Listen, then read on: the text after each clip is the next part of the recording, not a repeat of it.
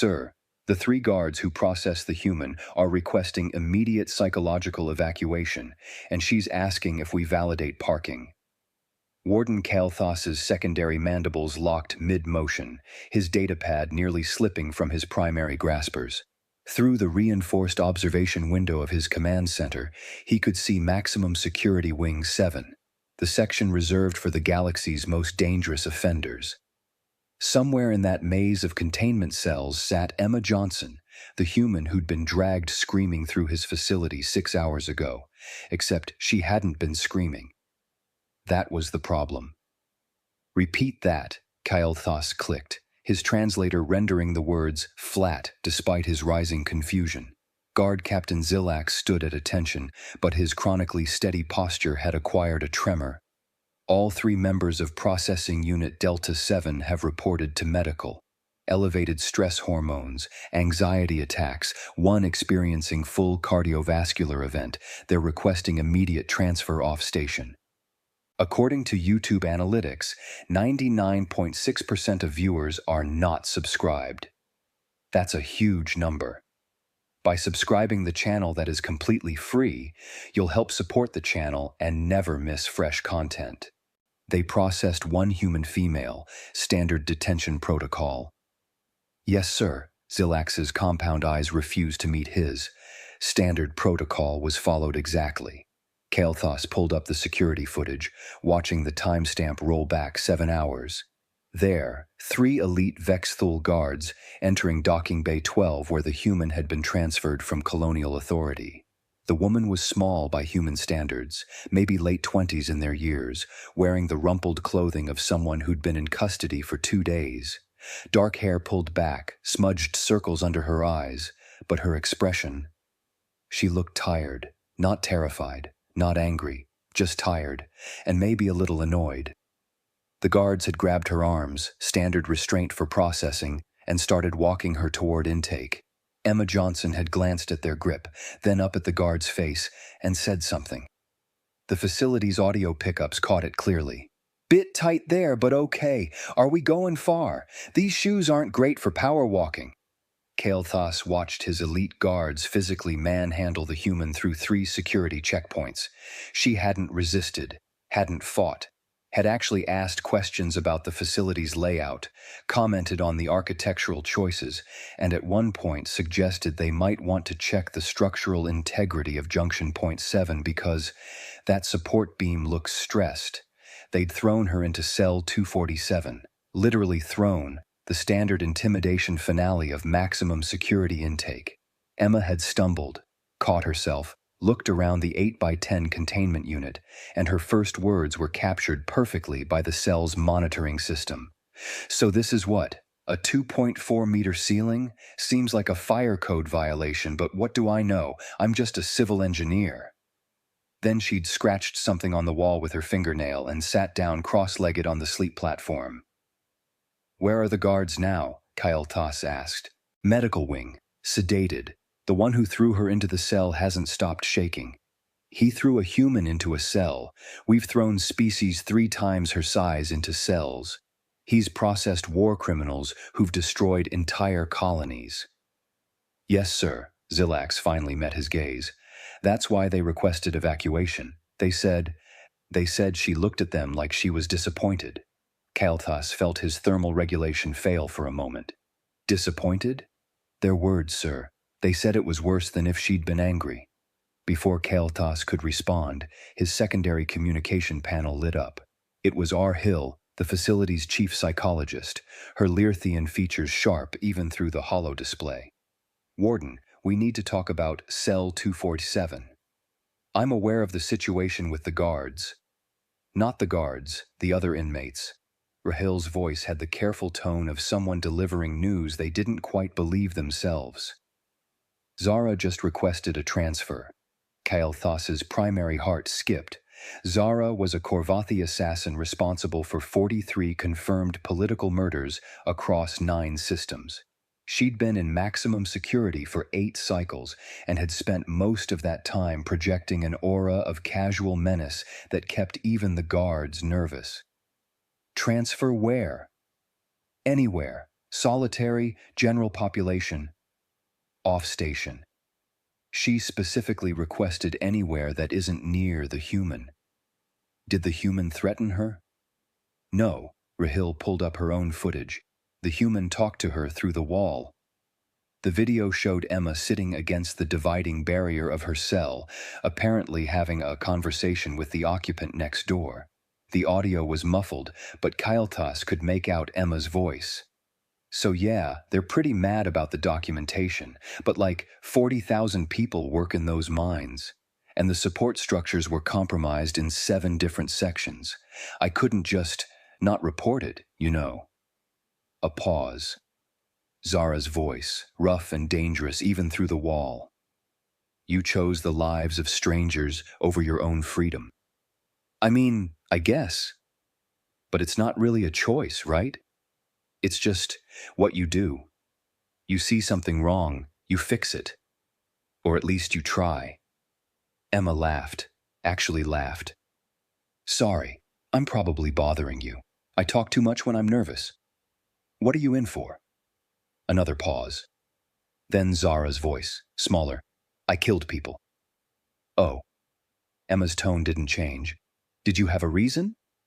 Or was it just for money? Does it matter? I mean, yeah. One's like systemic failure and desperation. The other's just choosing to hurt people for profit. Both are bad, but they're different kinds of bad. The longest pause yet, then. It was for money. That sucks. Emma's voice was gentle. Not judging, okay, maybe judging a little, but mostly I'm just sad about it. You must have felt like you didn't have other options, or like nothing else mattered, and that's really sad. Are you okay now? Like, mentally? The feed cut off. There, but Rahil's notes indicated Zara had requested the transfer 40 minutes later, citing inability to maintain psychological stability in current location. She's doing this to everyone? Kailthas asked. Everyone who interacts with her? Yes. Durax requested an audience with her 2 hours ago. Kailthas felt his thermal regulation fail completely this time. The Durax, the butcher of Theta Colony, he's demanding to speak with her, says it's urgent. Durax was responsible for the genocide of 15,000 colonists, men, women, children. He'd ordered it personally, watched it happen, and had never shown a moment of remorse. He was awaiting execution, scheduled for next cycle. The only reason they kept him in maximum security was because he kept trying to kill himself, and galactic law required he face formal justice first. Absolutely not. The human is a civil engineer arrested for unauthorized documentation. She doesn't. Warden. Rahil's tone was sharp. Durax has been in isolation for 3 cycles because he's too dangerous for general population. In the last 4 hours, he's requested meetings with 7 different staff members. All refused. Now he's threatening self-harm unless he speaks with the human specifically. Kailtas reviewed Emma's file again. 27 Earth years old. Junior civil engineer on the Proxima mining colony. Arrested 3 days ago by colonial authority for unauthorized documentation and distribution of classified corporate information. She'd filed safety reports with the Colonial Safety Commission indicating critical structural failures in 40% of the mining operations' tunnel systems.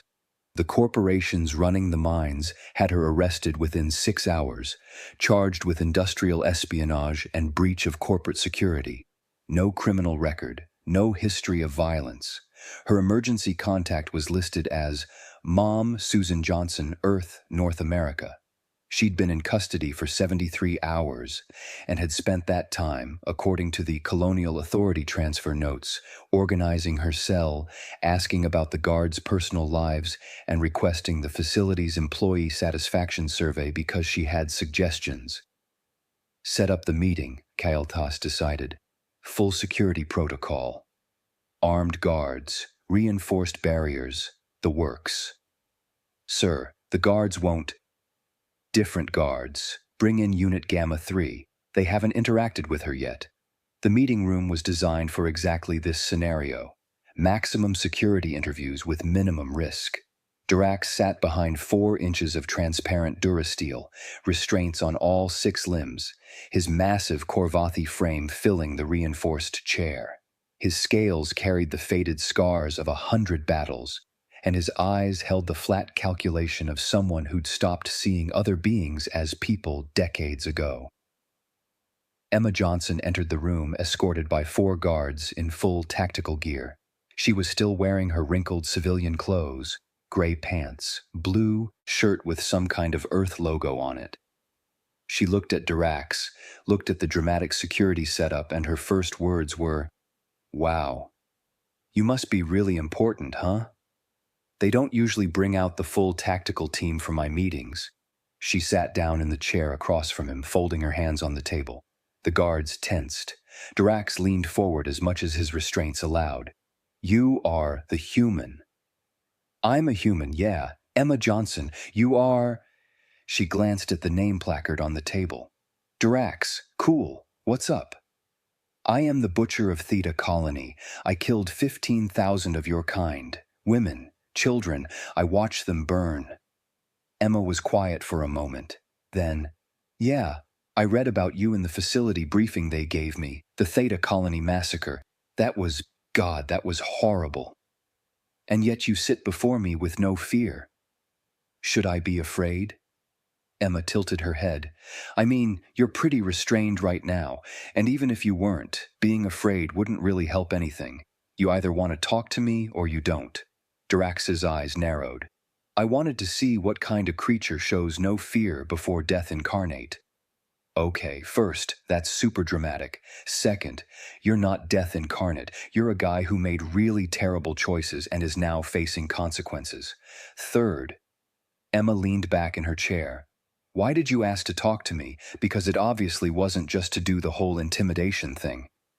In the observation room, Kael'thas watched his most dangerous prisoner, a being who'd orchestrated genocide, who'd stared down execution squads without flinching, struggle to respond to a simple question. "I wanted to know," Drax said slowly, "what kind of being would sacrifice their freedom for strangers?" "Oh, the mining thing?" Emma waved a hand. "I mean, it wasn't really a sacrifice. It was just the right thing to do. Like I found structural failures that were going to kill 40,000 people. Maybe not today, maybe not tomorrow, but eventually. What was I supposed to do? Just ignore it because it might inconvenience me?" "Yes, most beings would." "That's really sad." Emma's voice carried genuine sorrow. "Is that how you justified Theta? Like everyone's selfish, so why not be the most selfish?" Drax's restraints clinked as he moved. "You do not understand." "No, I probably don't. I wasn't there. I don't know what you were thinking, but I know you killed 15,000 people who were just trying to live their lives. Kids who wanted to grow up, parents who wanted to see their children grow up, people who had dreams and hopes and stupid little daily routines they loved." Emma's eyes were steady on his. "And you took all of that away because... why? Politics, money, ego? They were in the way of progress." "No," Emma's voice was gentle but firm. "They were in the way of what you wanted. That's not the same thing. Progress that requires genocide isn't progress. It's just murder with better PR." The silence stretched. Drax, who'd faced down execution with a smile, looked at this small human female, and his scales rippled in what Kael'thas recognized as profound discomfort. "I see why the guards are broken," Drax said finally. "The guards are broken because they hurt someone who didn't deserve it and they know it," Emma replied. "That's their conscience catching up with them. It's painful, but it's also healthy. Means they're still capable of growth." She paused. "Are you?" "Am I what?" "Capable of growth. You're scheduled for execution next cycle, right? But you've got time left. You could spend it justifying what you did, or you could spend it actually confronting it. Acknowledging that you hurt people, that you were wrong." Emma shrugged. "Doesn't change what happens to you legally, but it might change what happens to you personally. Up to you." Dirac stared at her for a long moment. Then, impossibly, his eyes began to shimmer with moisture. "I am going to die," he said quietly. "Yeah, you are." Emma's voice was kind.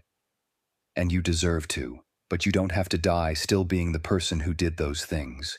You could die being the person who finally understood why they were wrong. That's something."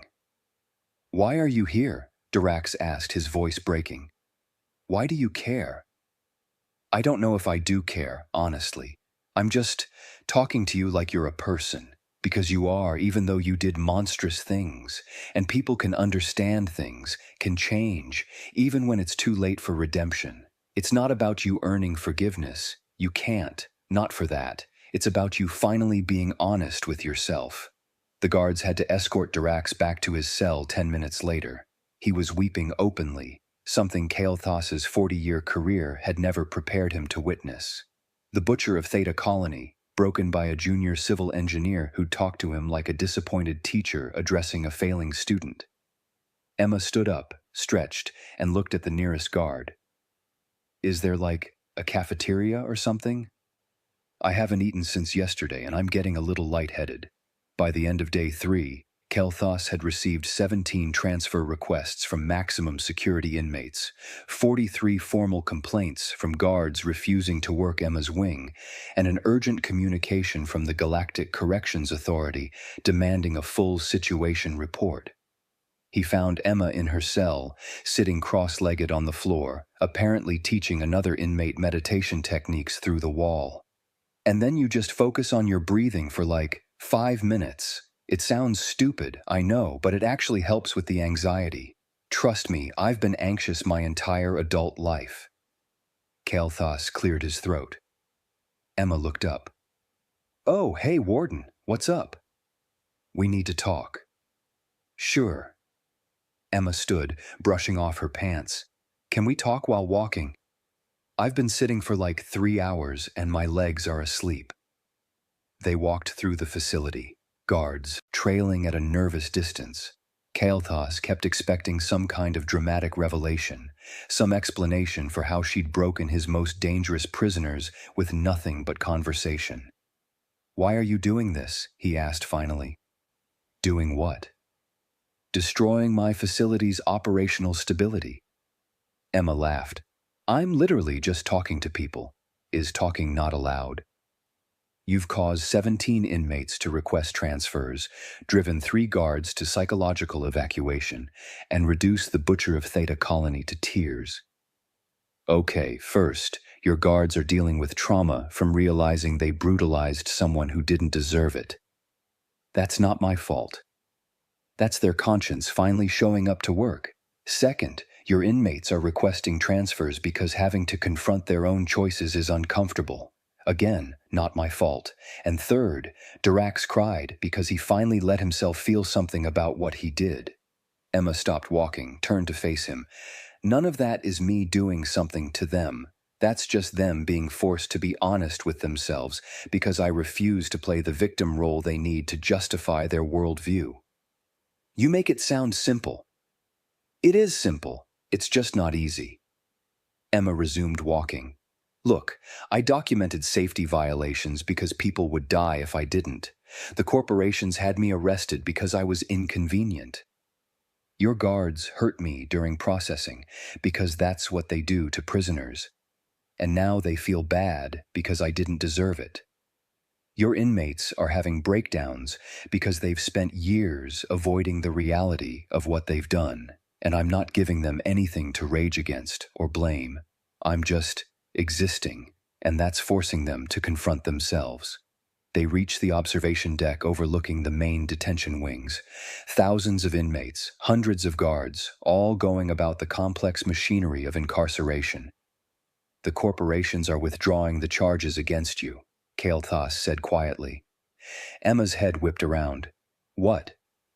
"All 7 executives who authorized your arrest have contacted the Colonial Authority.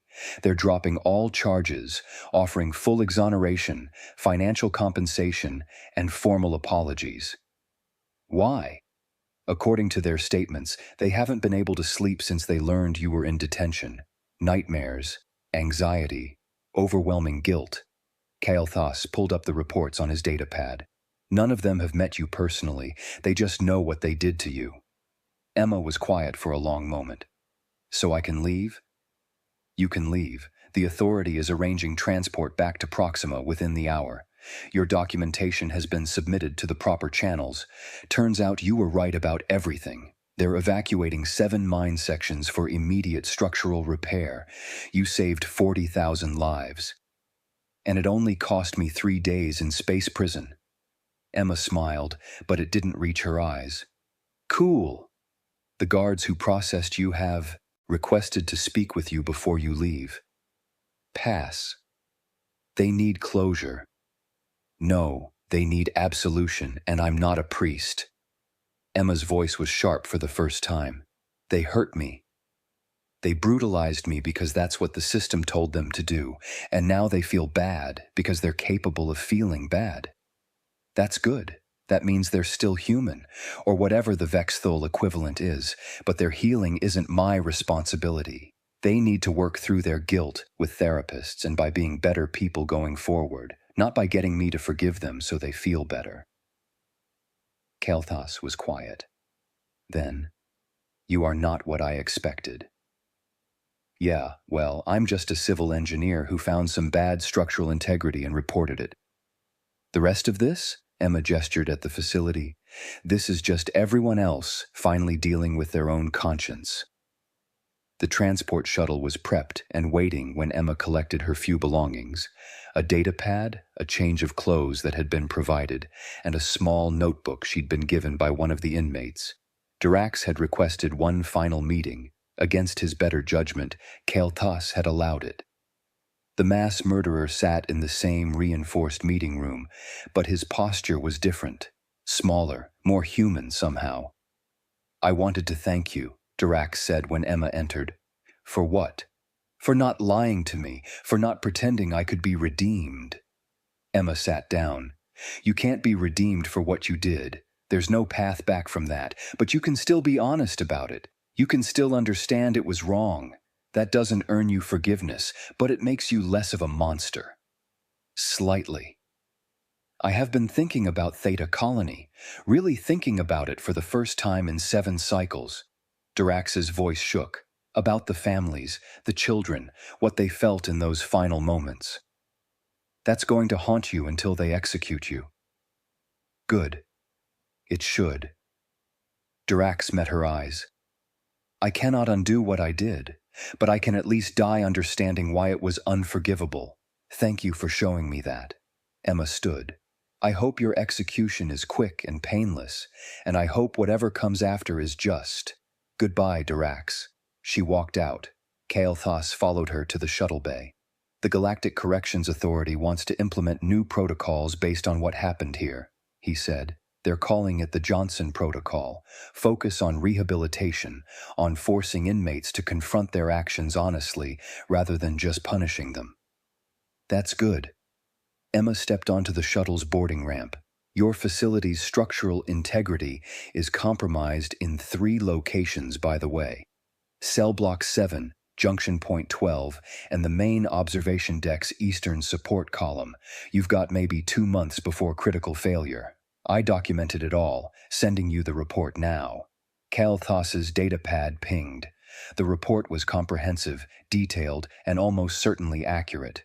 You've only been here 3 days. I'm a civil engineer. I notice when support structures are failing.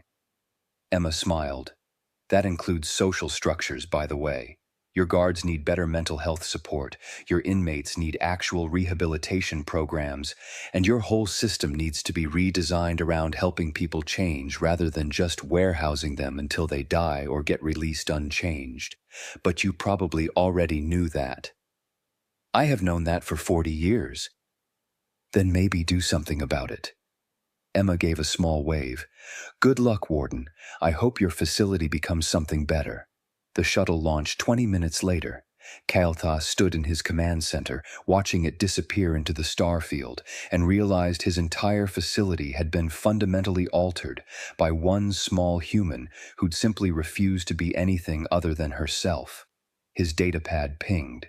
Dirax had submitted a formal confession to all charges, waiving his right to appeal and requesting his execution be rescheduled at the earliest opportunity. Attached was a letter to the families of Theta Colony. It was 30 pages long, handwritten, and began with the words, "I cannot ask for forgiveness, but I can finally tell you the truth." Zara had enrolled in rehabilitation programs and requested therapy sessions. 6 other maximum security inmates had done the same. The 3 guards from Processing Unit Delta 7 had filed formal requests to transfer to rehabilitation program oversight, citing a desire to be part of the solution instead of the problem. And Emma Johnson had sent a message to her mother that simply read, "Home soon, Mom. Made some interesting friends. Love you." Kael'thas pulled up the structural integrity report Emma had sent. It was, predictably, accurate down to the millimeter. Cell Block 7 was indeed compromised. So were the other locations she'd identified. He immediately ordered evacuations and scheduled emergency repairs. Then he sat down and began drafting a proposal for comprehensive facility reform. His terminal pinged with an incoming communication from Galactic Corrections Authority.